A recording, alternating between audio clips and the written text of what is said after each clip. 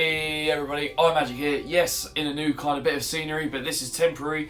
But right now, we're going to talk about some Yu-Gi-Oh! So right now in the meta, a lot of things are changing and there is a lot of themes right now. And through kind of testing, even with rogue decks, I've kind of noticed a little bit of cards that are being good tech choices right now. So I'm going to talk over some good tech choices for current meta and to come meta that I really think you guys should start taking in. These cards can just be main deck options, you could side it, or these are cards that you are going to have to learn to play around, especially if you are playing meta, because these are going to be cards that are going to be occurring a lot. So I'm just going to talk about a couple of cards that I really strongly believe are going to be really smart options or cards to be looking out for with the current meta and moving forward. The first card I want to talk about really has kind of, in my opinion, been a really good tech card. I've recently started using it in some of my decks and it consistently has been kind of showing up. And not because just pure dumb luck things happening, really because it is kind of just part of the game. I'm going to give this one to Fantastical Dragon Fantasma. I really think this is a hand trap. Everyone should be at least siding, but I would not be judging anyone if they mained it. There's a lot of link summoning going on in the deck in the format right now. A lot of decks are going to go to link summoning. When I kind of think, let's go down Phantom Knights or PK Brave, Cherubini into and a Rusty Bardiche. That's going to be your link summon. And as well, Sky Striker is a very key link summon based deck, and I'm thinking there are a lot of links. And the main as well, main contender based. When you think linking into Dagda and then linking into Verte is happening a lot.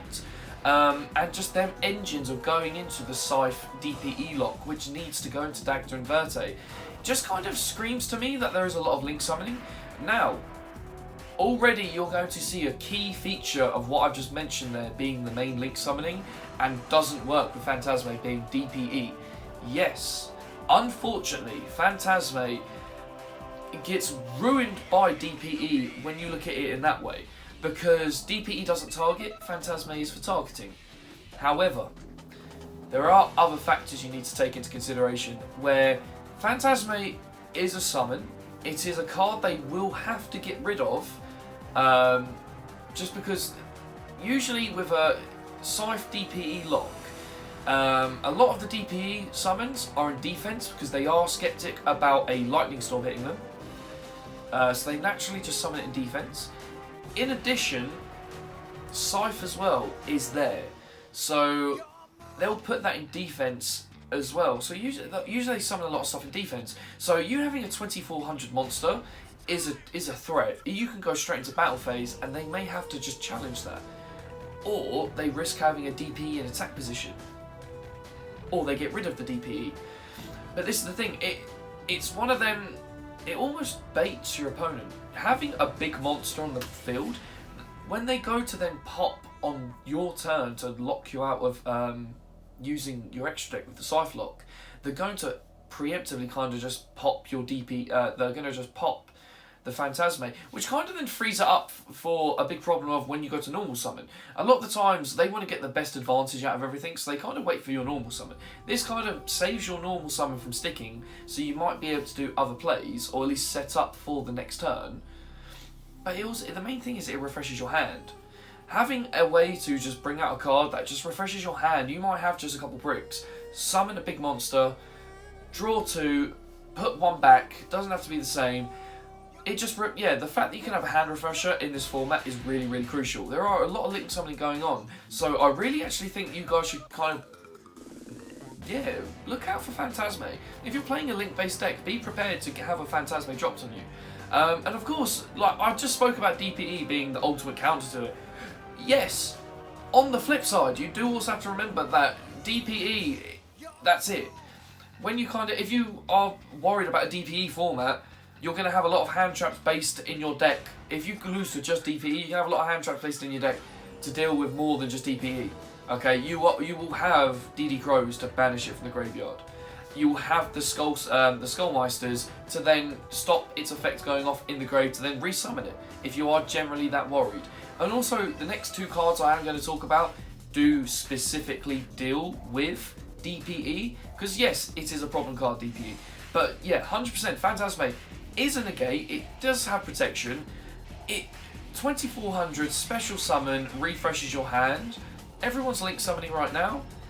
Yes, you don't have as much time, a good time with DPE, but everyone else, yeah, is really good. So 100% I'm going to recommend Fantasma to kind of be people to consider to put into their side deck, main deck, whatever you want to run. But yeah, really, really good top spice card right now that everyone should start thinking about. Going into the second card I want to talk about, and yes, the next two cards I'm going to talk about definitely deal with DPE a lot more. So the first one I am going to talk about is going to be the obvious super polymerization.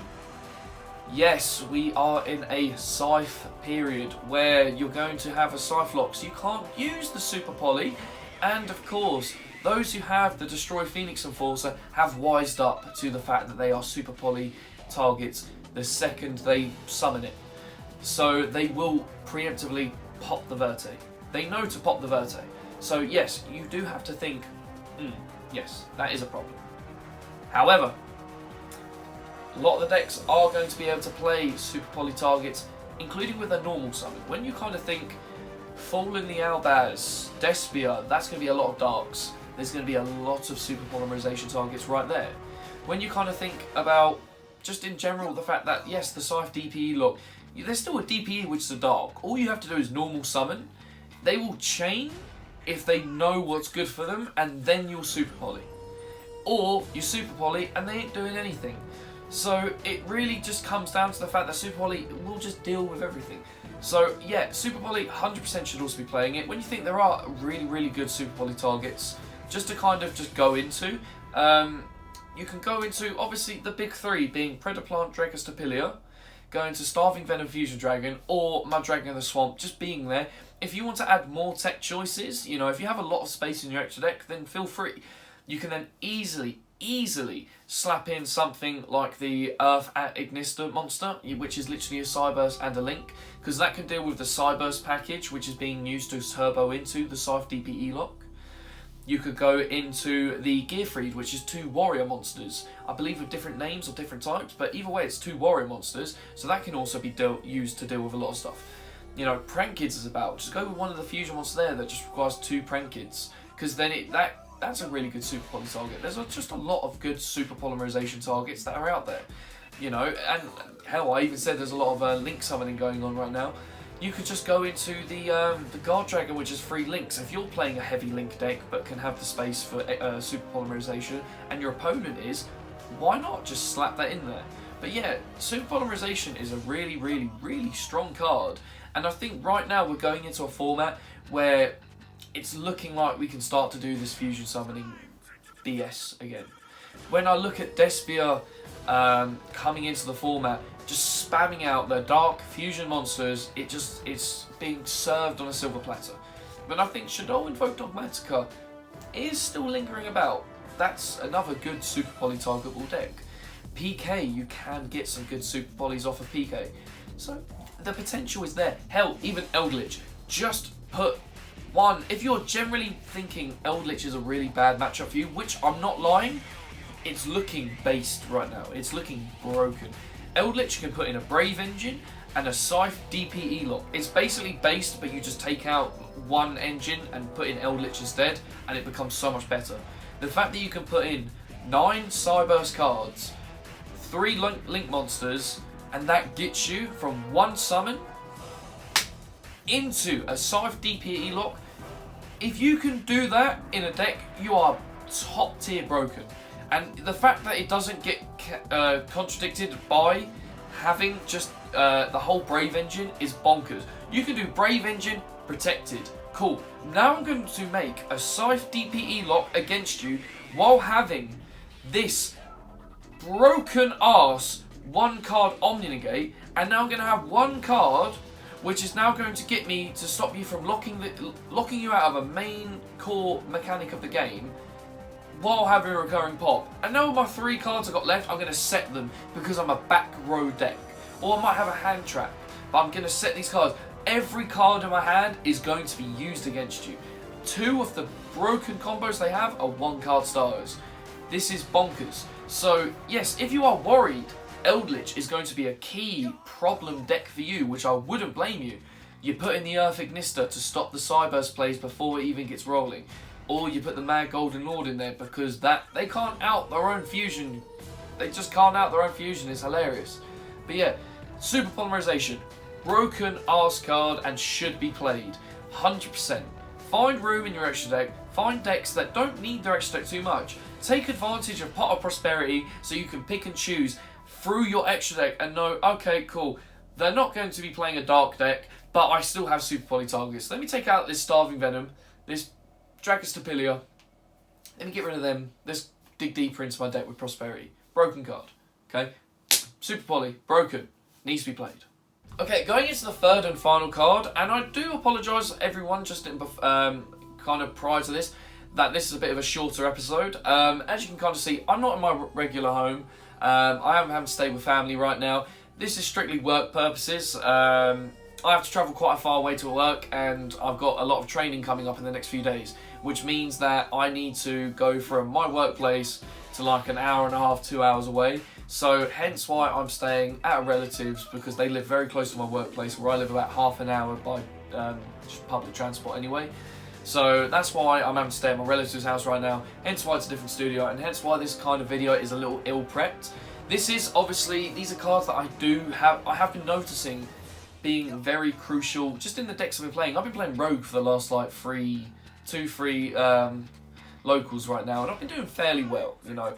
I've kind of got in the stride with Dark Magician a lot more, and I've just been kind of just testing the waters with cards. I put my Dark Magician profile out, that came 8th place in a 40-man event, and we had some top players in there.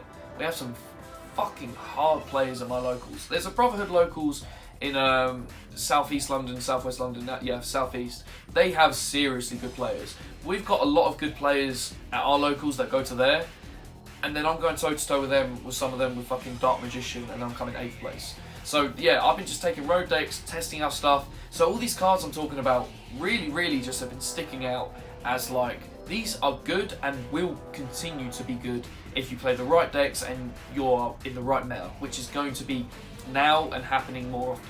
So the final card I'm going to talk about is obviously D-Prison. Yes. No. D-Barrier. Dimensional Barrier. Whatever this one is, this dimensional trap card, which is just going to stop you from using the Fusion, the Synchro, or the Xyz, or the Benjamin, or the Ritual. This one. So, yes, this card here, the dimensional, okay, this is how ill prepped I've been. I've been very busy lately. This is going to be really good. One, if you're getting Scythe DPE locked constantly and you don't want that shit to happen to you, smack it out. Sword Soul is still a deck that's flying around, so cool synchro. If someone's gonna pop it with like a you know, MST, Twin Twister, Cosmic Cyclone, Feather Duster, Lightning Storm. Brilliant advice from a mate called Ash. He literally just was going up against a buddy of mine who usually plays ABC. So he opened the Feather Duster, Feather Dusted his back row. Ash flipped this, called Fusion. Because at first we thought, you're metagaming because you think Kieran's going to be playing ABC, because Kieran always plays ABC. No, it's because DPE was one of the main cards that ruins him all the time. So he thought, I'd rather blind call this instead of trying to make an ideal decision. He just knew, I'm going to blindly call the one thing that ruins me the most. So the fact that you can kind of stop Fusion summoning, which is going to be key. The whole Albaz Despia structure deck is on the Rampage, and it will be on the Rampage, okay? Despia Fusion is going to be broken, and I want to have a way to stop Fusion summoning. So I'm going to be playing this Dimensional card. Yes, I'm going to keep doing that. But yeah, 100%, this is going to be a really big problem thing. Just Fusions, okay? Being troubled with Dragoon, DPE, and everything else. Hell, Super Poly. If your opponent is wised up and thought, I'm going to start playing Super Poly, you flip this, calls Fusions. Now that's dead. Now you ain't worrying about that shit. Okay, you can play whatever deck you want to play. You can play a deck that doesn't care about the extra deck. Hell, play Mystic Mind. Who doesn't love a Mystic Mind player? Sorry, that's me. But yeah, Dino. Hell, I love Dino. You don't need the extra deck with Dino. Slap that in there, boom. Now your opponent is not going to be doing anything to you. Exosister is annoyingly good deck. You know, cool XCs, now they're dead. Going against Despia, cool Fusion, now they got nothing. You do this against Sword Soul, like we said. You do this against a lot of decks. And they are a one-trick pony. A lot of decks right now are one-trick ponies. The only one deck that I can think of that's not playing no extra deck. So like Dino can go no extra deck. They can be very pure and their extra deck is literally full for either Ghost Reaper and Winter Cherries if they're being dumbasses, or Extravagance and Prosperities. And whatever they do pick can be used, but it's not key in what they need to play. Like if they were to lose the card in their extra deck, they're not crying. The only deck that I can think that's not like that is Virtual World. But you hit Synchro against Virtual World, they do still struggle. The main play to follow from that is Turbo into Zeus. Sit. Zeus is a good card, but Zeus is not a good card if you have nothing else to go on with Virtual World, because you need something on the board to summon with the hand. You know what I'm talking about.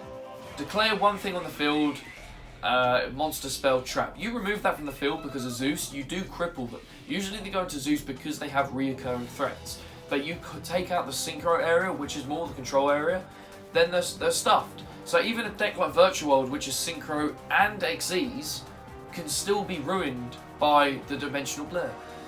So yeah, 100% you should be playing this card because there's no reason not to. The format is lining up perfectly for you to kind of be able to just ruin your opponent with these cards. Fantasma, strictly because it refreshes your hand, it's a summon, and apart from DPE, can actually be a really annoying card for your opponent to have to deal with. Against Sky Striker, by the way, if they go for a Widow Anchor or an Afterburners, they target, cool, negate. Now you're not dealing with my crap. You know what I mean? And sometimes discarding, setting up your grave can be really good. So there you go. 2400 as well is a really annoying event. Like that's a good attack for Sky Striker because their low attack control the game. Cool, I'm going to stop your negates. I'm going to stop your targeting, and I'm going to swing, do damage. It's pretty good. Super Polarization, just because why not? Your opponent is giving you the materials like on a silver platter. Bring out as many fusions as you want, or you know your opponent's doing that, and you play Dimensional Blur. And you just completely ruin your entire opponent's summoning mechanics because they're on Despia, because they know that's going to be the big deck. You're one step ahead of them and you're going to go, no fusion summoning for you whatsoever. So these are the three kind of spicy tech options that I really think people should be kind of playing. Yes, I could talk about Token Collector because of Brave. Everyone knows about that. No one's wised up and no one's gone, oh, this is new stuff. Nah. Fuck that. Same with Droll Not Bird. People should be maining that. That's such a broken card. I actually would recommend anyone maining that card. Yeah, there's no other real hand traps that are kind of like being the techie spice right now. DD Crow can be good. Skullmeister can be good, but it's not the best right now. You know, Nib's a 50-50 at best with some of the ways it's working. But Brave has ruined it. The fact that any deck that would have lost a Nib now doesn't lose the Nib, doesn't care because it has Brave now. So Brave has just meant all these decks get to have a tier level higher. So well done Brave, well done Konami for making a really expensive engine.